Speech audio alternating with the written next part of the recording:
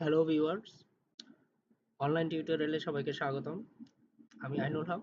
আজকে আমরা ষষ্ঠ শ্রেণীর গণিত বইয়ের সূত্র বুঝি অধ্যায়ের 184 পৃষ্ঠার যে একক কাজ কর্মপত্র এটা সমাধান করব।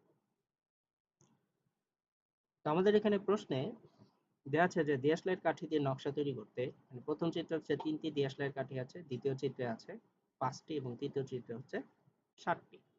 তো এইভাবে চিত্রে চিত্র অনুযায়ী কাঠির সংখ্যাগুলো বসাতে হবে। আমরা দেখতে পাচ্ছি যে উদ্দীপক অনুযায়ী যে আমরা যদি চিন্তা করি যে এখানে 3টা কাঠি, তারপর হচ্ছে 5টা অর্থাৎ 2টা বেড়েছে এবং তারপর 7টা এবং 2টা বেড়েছে, অর্থাৎ 3 থেকে শুরু বিজোড় সংখ্যা সমূহের একটা ধারা হচ্ছে এই চিত্র। তো এখন প্রথম প্রশ্ন আছে ক, যেখানে দেয়াশলাইয়ের কাঠি দ্বারা উপরের চিত্রের মতো করে নকশা তৈরি করো। তো এরকম করে দেয়াশলাইয়ের কাঠি দ্বারা যখন নকশা তৈরি করি তাহলে আমাদের নকশাটা এমন হতে পারে, আমরা এখানে 3টা করে কাঠি দিয়ে নকশা তৈরি করা হয়েছে, আমরা যদি 4টা দিয়ে তৈরি করি তাহলে নকশাটা এই ধরনের হতে পারে।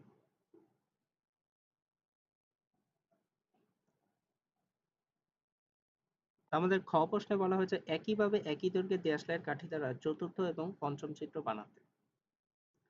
তো একই সিস্টেমে যদি আমি করি, অর্থাৎ এই ধরনের ধারার মতো করে যদি আমরা নকশা তৈরি করি তাহলে আমাদের তৃতীয় এবং চতুর্থ চিত্রটা এমন হতে পারে।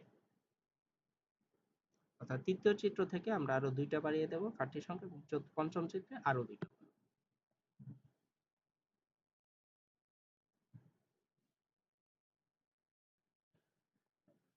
এখন আমাদেরকে বলছে এবার নিচে ছকটি পূরণ করো, যেখানে চিত্র নম্বর থাকবে, দেয়াশলাইয়ের কাঠির সংখ্যা থাকবে এবং গাণিতিক নীতি থাকবে। এভাবে আমাদেরকে 10টি পর্যন্ত পূরণ করতে হবে।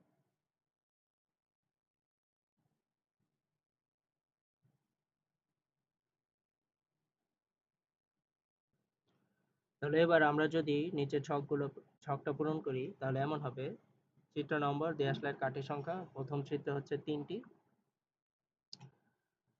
এবং গাণিতিক নীতিটা হবে 2 গুণন 1 যোগ 1।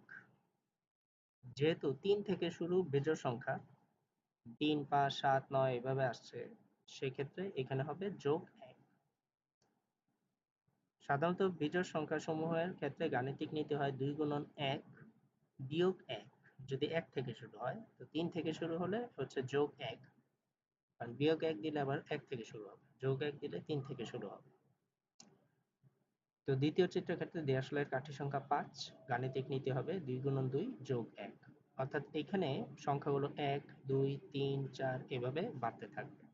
তো 2 দুগুণে 4 আর 1 এ 5, 3 দুগুণে 6 আর 1 এ 7, 4 দুগুণে 8 আর 1 এ 9 এভাবে চলতে থাকবে এবং 10 পর্যন্ত হবে। দশম চিত্রে 21টি হবে দেশলাইয়ের কাঠির সংখ্যা, যার সংখ্যা হবে 2 গুণন 10 যোগ 1। এভাবে আমরা ছকটা পূরণ করি।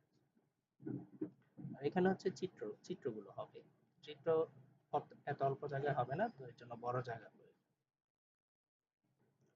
তারপরেও প্রশ্ন বলা হয়েছে গ প্রশ্নের চিত্রগুলো তৈরি করতে দেয়াশলাইয়ের কাঠির সংখ্যাকে বীজগাণিতিক নীতির মাধ্যমে প্রকাশ করো। তো সেক্ষেত্রে আমরা নীতিটাই হচ্ছে এরকমই, শুধু যেখানে পরিবর্তিত হচ্ছে সংখ্যাগুলো 1, 2, 3, 4, সেইখানে আমি n বসিয়ে দেব, তাহলেই হচ্ছে গাণিতিক নীতি। অর্থাৎ n তম পদের ক্ষেত্রে দেয়াশলাইয়ের কাঠির সংখ্যা হবে 2 গুণন n যোগ 1। তো সেটা আমরা একটু দেখব। আচ্ছা, এভাবে আমরা গাণিতিক সূত্রটা লিখতে পারি। প্রথম চিত্রে কাঠির সংখ্যা হচ্ছে 3টি, যেটা 2 গুণন 1 যোগ 1। দ্বিতীয় চিত্রে কাঠির সংখ্যা 5টি, 2 গুণন 2 যোগ 1। তৃতীয় চিত্রে কাঠির সংখ্যা 7টি, 2 গুণন 3 যোগ 1। তো এভাবে যদি ধারাটা চলতে থাকে তাহলে n তম চিত্রে কাঠির সংখ্যা হবে 2 গুণন n যোগ 1, অর্থাৎ 2n যোগ 1। তো এটাই হচ্ছে নির্ণেয় বীজগাণিতিক নীতি, 2 গুণন 1, 2 গুণন n যোগ 1। ঘ প্রশ্নে বলা হয়েছে বীজগাণিতিক নীতিটি ব্যবহার করে 50তম চিত্রের দেয়াশলাইয়ের কাঠির সংখ্যা নির্ণয় করো।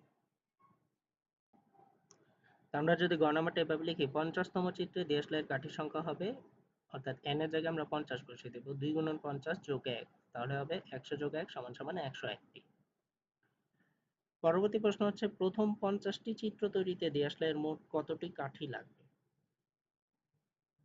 অর্থাৎ এখানে আমরা প্রথম 50টি চিত্র তৈরিতে দেশলাইয়ের কাঠির সংখ্যা অর্থাৎ সমষ্টি সূত্র ব্যবহার করব, যেখানে প্রথম পদ হচ্ছে প্রথম চিত্রের কাঠির সংখ্যা আর 50তম 50তম, শেষ পদ হচ্ছে 50তম চিত্রে কাঠির সংখ্যা, অর্থাৎ এই 101 যেটা সেটা।